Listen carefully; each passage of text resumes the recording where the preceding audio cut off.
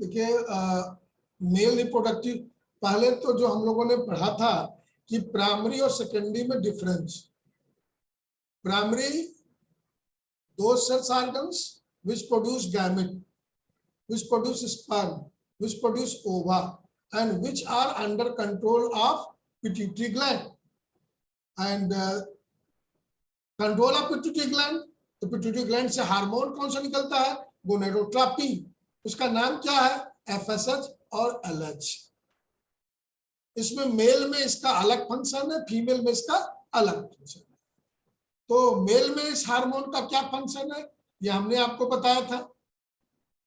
अच्छा, ये टेस्टिस है, ये टीएस टेस्टिस का डायग्राम भी कई बार पूछा गया है, प्रैक्टिकल में पूछा गया है।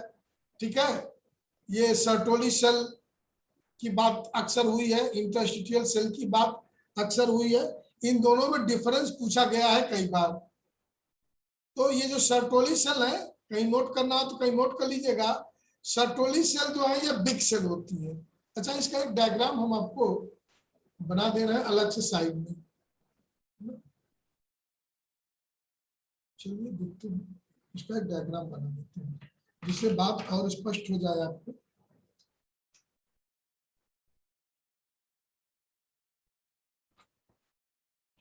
देखिए इसका मेरा ये काम करना चाहिए। हाँ, देखिए ये डायग्राम ऐसे बनता नहीं है, ये डायग्राम कुछ ऐसे बनता है। प्रैक्टिकल में मिलेगा आपको, तो ऐसे बनाओगे। यहाँ पर आप इंटरस्टिशियल सेल बनाओगे। ये सब टेस्टिस है, ये सब सेमीफेरस ट्यूबुल्स है। तो ऐसे ये कनेक्टिव टिश्यू है, इसमें जो है ये लीडिंग सेल है।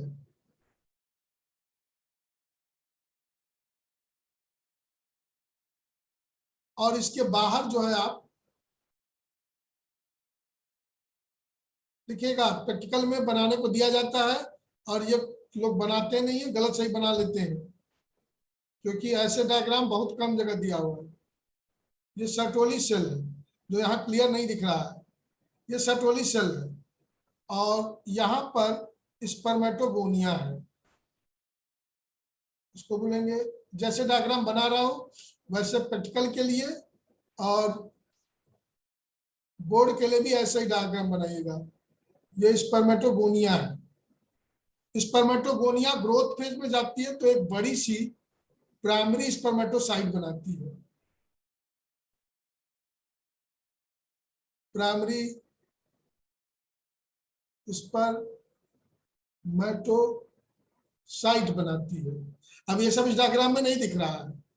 और प्राइमरी स्पर्मेटोसाइट बाद में बट करके दो सेकेंडरी स्पर्मेटोसाइट बनाती है।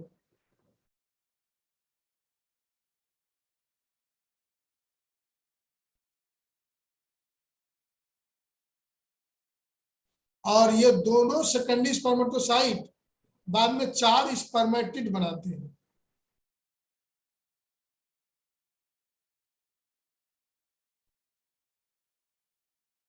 स्पर्मेटिड बनाते हैं, ये 4 है, 4 इन नंबर। शुरुआत हुई स्पर्मेटोगोनिया से, यहां से ग्रोथ फेज हुआ, प्राइमरी स्पर्मेटोसाइट बनी। एक बार क्वेश्चन पूछा था कि ये बताइए कि नंबर ऑफ क्रोमोसोम कितने हैं हर जगह। आप जो है प्लॉइडी बताइए, ये भी एक बार पूछा गया था कि डायग्राम बनाइए और प्लॉइडी बनाइए बताइए। तो प्लॉइडी भी आपको पता होनी चाहिए कौन क्या है कि नहीं। अगर प्लॉइडी नहीं पता होगी, इसमें नंबर ऑफ क्रोमोसोम कितने हैं, तो आधा नंबर कट जाता है। आधा नंबर, ज्यादा नहीं, हाफ नंबर। लेकिन वो हाफ नंबर ही तो सब कुछ धीरे धीरे जुड़ के कुछ बनते हैं।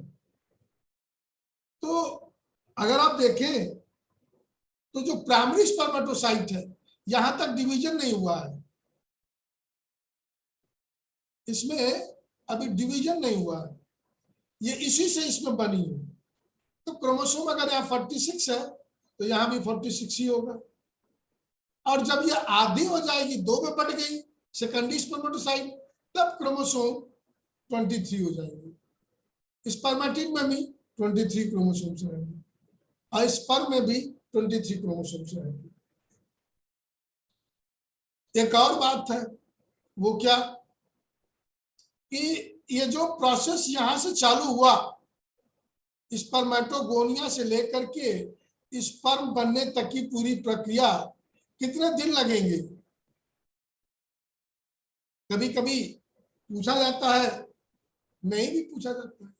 और अगर आपको पता है कि पूरे प्रक्रिया में 64 डेज लगते हैं, ये लिख दोगे तो कोई काटेगा नहीं, कहेगा वाह बेटा, आपको ये भी पता है इसमें 64 डेज लगते हैं, उसको अंडरलाइन कर दीजिए। This process of sperm formation, spermatogenesis, it takes 64 days। मोटे से लिख दीजिए। अब एक और बात है, क्या जितनी स्पर्मेटोगोनिया है सभी एट ए टाइम स्पर्मेटिड बना लेती हैं? अगर सभी बना लेंगी तो बाद में कौन बनाएगा? लड़ाई हो रही है और हमने जो है 400 आदमी को भेज दिया और 400 आदमी मर गए, तो बाद में किसको भेजेंगे? ना जी, जया प्रिया, हाँ बताइए।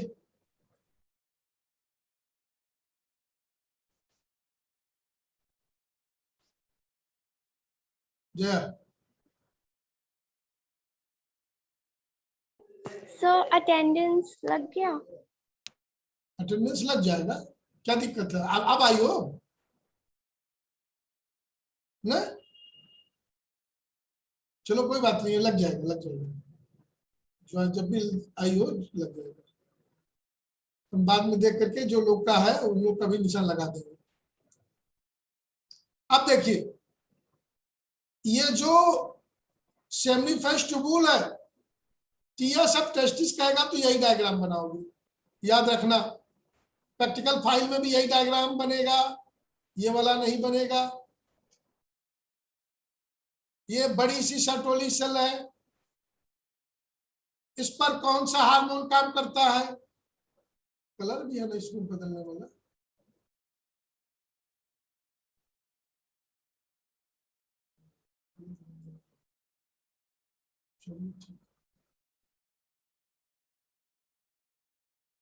कौन सा हार्मोन काम करता है?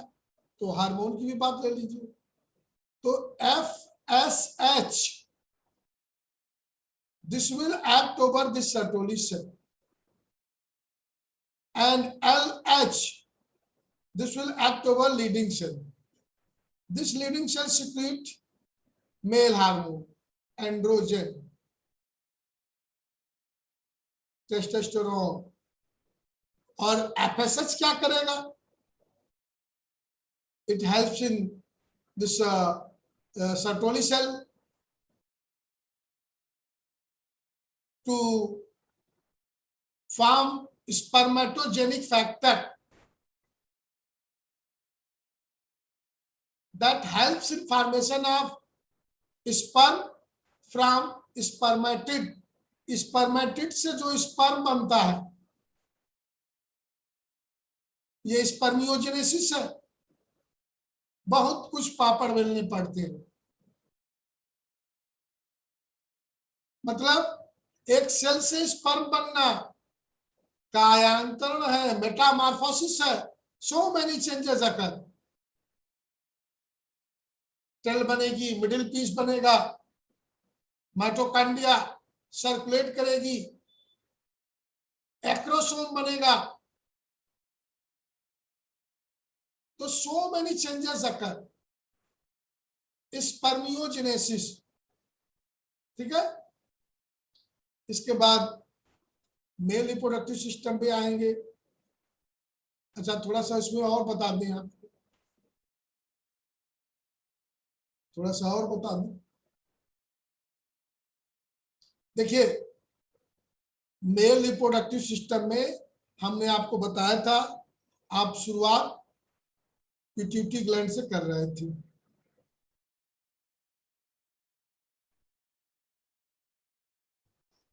इससे FSH निकला, इसी से LH निकला और FSH और LH का रोल देख लिया। ये सर्टोली सेल में एक्ट कर रहा है, ये लीडिंग सेल में कर रहा है। इससे मेल हार्मोन निकलेगा, इससे इसके कारण सर्टोली सेल से इनिविन निकलेगा, एंड्रोजन बाइंडिंग प्रोटीन निकलेगा। इसको भी एक हम वो डायग्राम अलग से बना करके आपको दिखा देंगे, है ना।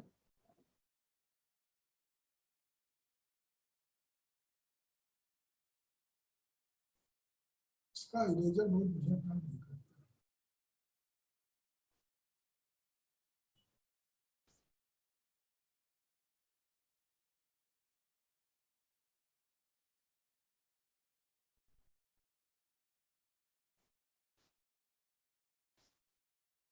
तो जो क्वेश्चन पूछा गया मेल से रिलेटेड, जो भी क्वेश्चन पूछा गया टीएस ऑफ टेस्टिस ये बता दिए, ये समझ में आ गया आप लोगों को।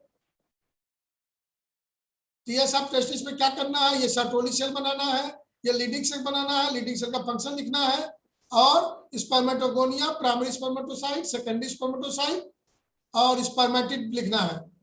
ये चीज आप लोगों को लिखनी है, ये क्रम से याद होना चाहिए कि स्पर्मेटोगोनिया से क्या बनेगा, प्राइमरी स्पर्मेटोसाइट, प्राइमरी स्पर्मेटोसाइट से क्या बनेगा सेकेंडरी स्पर्मेटोसाइट, उससे क्या बनेगा स्पर्मेटिड, स्पर्मेटिड से क्या बनेगा स्पर्मेटोजोआ।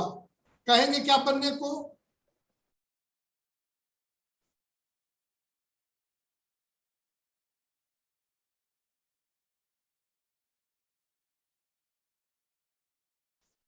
फिर से एक बात और देख ले इसको।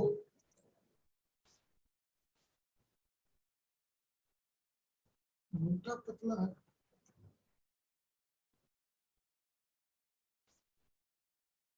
बहुत मोटा।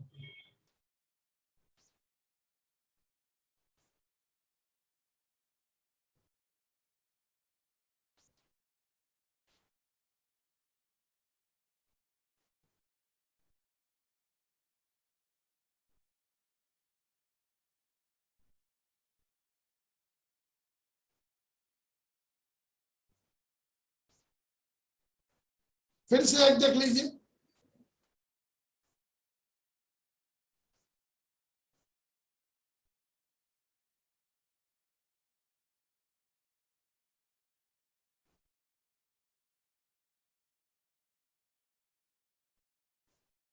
समझिएगा क्या कहा हमने कि ये स्पर्मेटोगोनिया है, ये डिवाइड करेगी और सारी स्पर्मेटोगोनिया स्पर्मेटोजेनेसिस भाग नहीं लेती। ये जो स्पर्मेटोगोनिया ए है और ये स्पर्मेटोगोनिया बी है, ए जो है स्टेम सेल होगी, रिजर्व सेल हो जाएगी, और बी जो है बी में ग्रोथ होगा और ग्रोथ होकर के ये प्राइमरी स्पर्मेटोसाइट बनाएगी।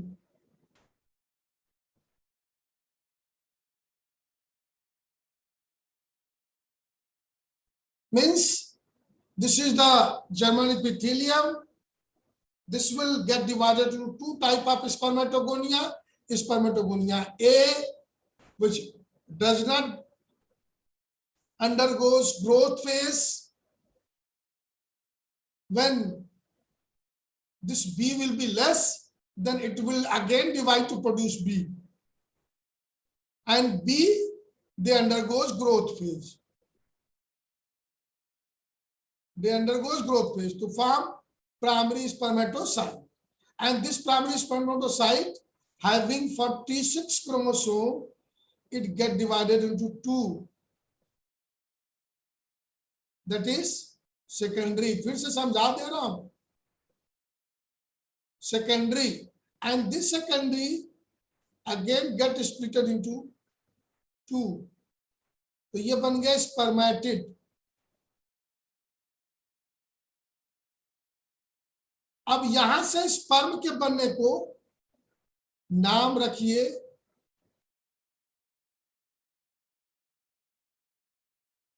स्पर्मिएशन, ये नाम रखिएगा। और स्पर्मिएशन से नहीं, ये बात रखिए, स्पर्मिएशन आप दूसरी जगह बताएंगे। स्पर्मियोजेनेसिस रखिए, स्पर्मिएशन तो रिलीज वाला हो जाएगा।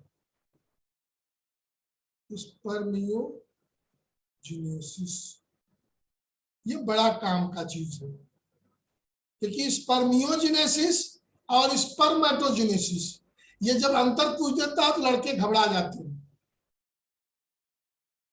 लड़के घबरा जाते हैं। और ये जो स्पर्मेटिड से स्पर्म बन रहा है यही स्पर्मियोजेनेसिस है। छोटा सा प्रोसेस है लेकिन टिपिकल प्रोसेस है।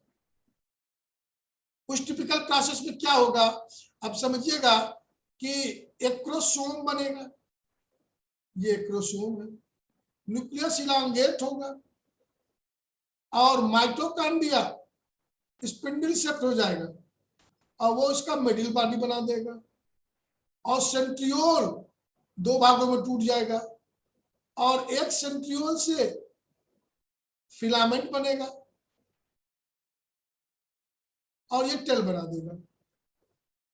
तो यहां एक क्रोमोसोम बना, यहां इसका न्यूक्लियस इलांगेट किया, mitochondria get coiled to form spring-like structure that constitute the middle piece, and centriole get split into two, primary and secondary centriole, primary centriole and secondary centriole. So this all events that took place to convert spermatid into spermatid to sperm is called spermiogenesis. So what is spermatogenesis? This complete process, यहां से लेकर के पूरा sperm तक बनना। Spermatogenesis में ये भी आएगा और बाकी सब आएगा। Spermatogenesis, this is the complete process and this is a part of process. This is the final process, this is the complete process.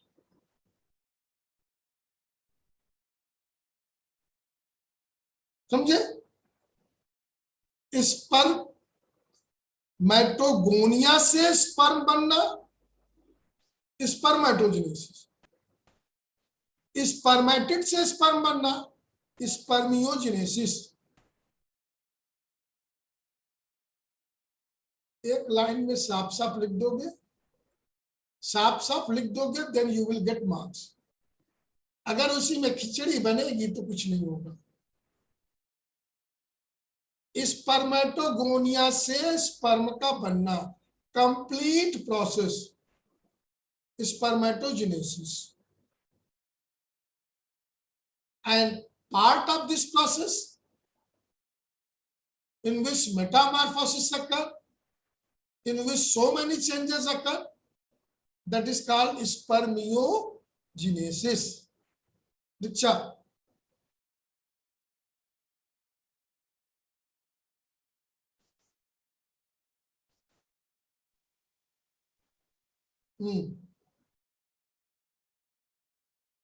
Diksha. Diksha. क्यों आप बताइए हो?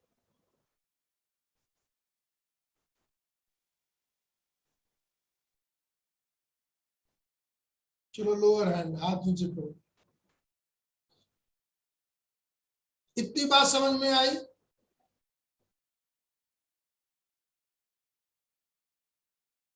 और स्पर्मिएशन क्या है?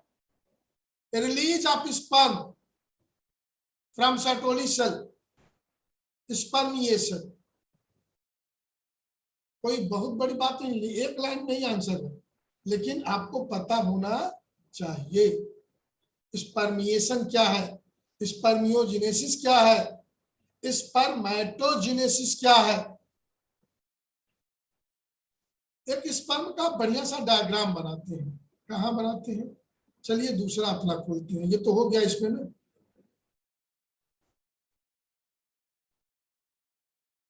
ये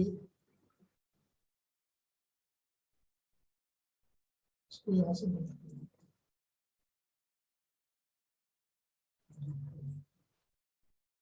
थोड़ा समझिएगा।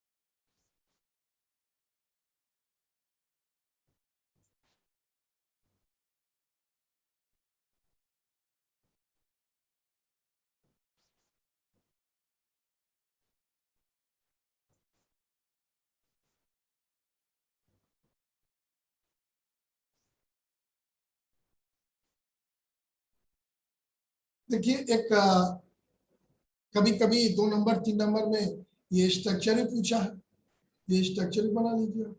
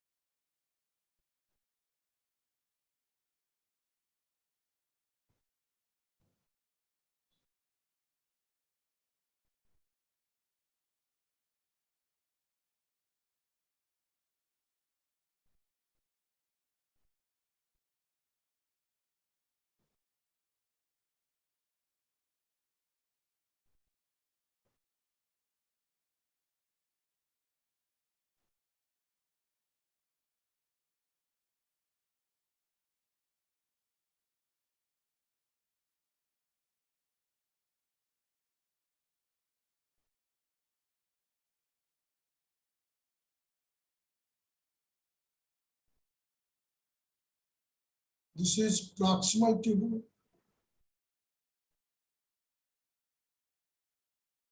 Proximal centriole. This was the distal centriole.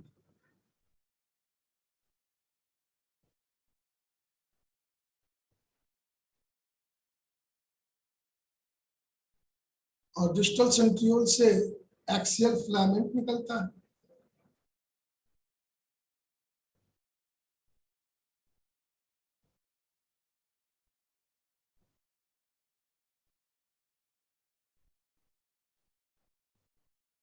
ये इसकी मिडिल पीस है, इसमें माइटोकॉन्ड्रिया है, कॉन्सेंट्रिक माइटोकॉन्ड्रिया।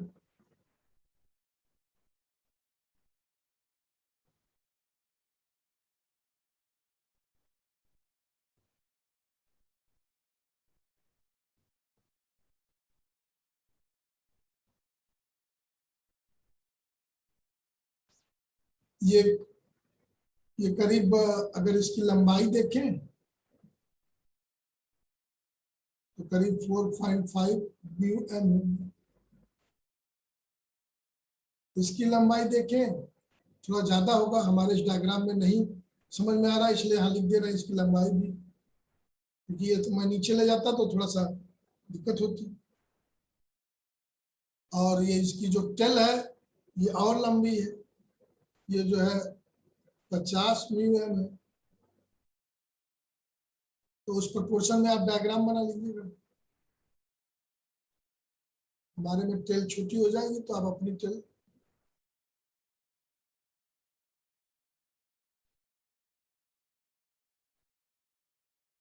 ये इस पोर्शन को नेक बोलते हैं। नेक को इसको मैंचेट भी बोला जाता है।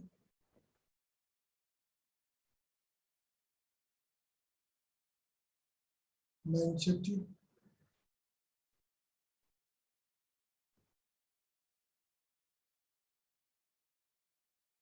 इस एक्रोसोम में कई प्रकार के एंजाइम निकलते हैं।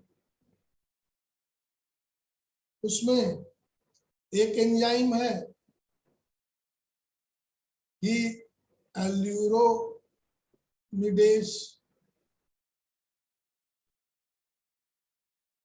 ये सीमेंटिंग मटेरियल को डिसॉल्व करता है एल्यूरोनिक एसिड सिमेंटिक मटेरियल होता है, उसी को ये डिजॉल्व करेगा, ही एल्यूरोनिडेज।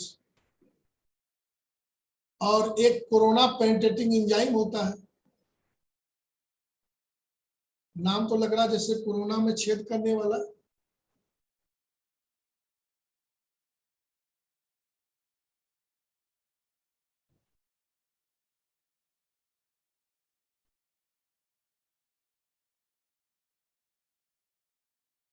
ये जो कोरोना की सेल ओवम के चारों ओर होती है, उनको जो भी रास्ते में अवरोध उत्पन्न करेगा उसको ये डिजॉल्व कर देंगे, कोरोना पेनिट्रेटिंग एंजाइम।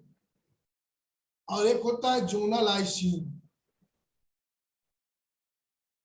ये जो जोना पेलुसिडा होता है उसको ये डिजॉल्व करता है, जिससे स्पर्म जोना पेलुसिडा से होते हुए भीतर चला जाए। ये डायग्राम है, ये इसकी टेल है, ये इसका एक्सियल फिलामेंट है।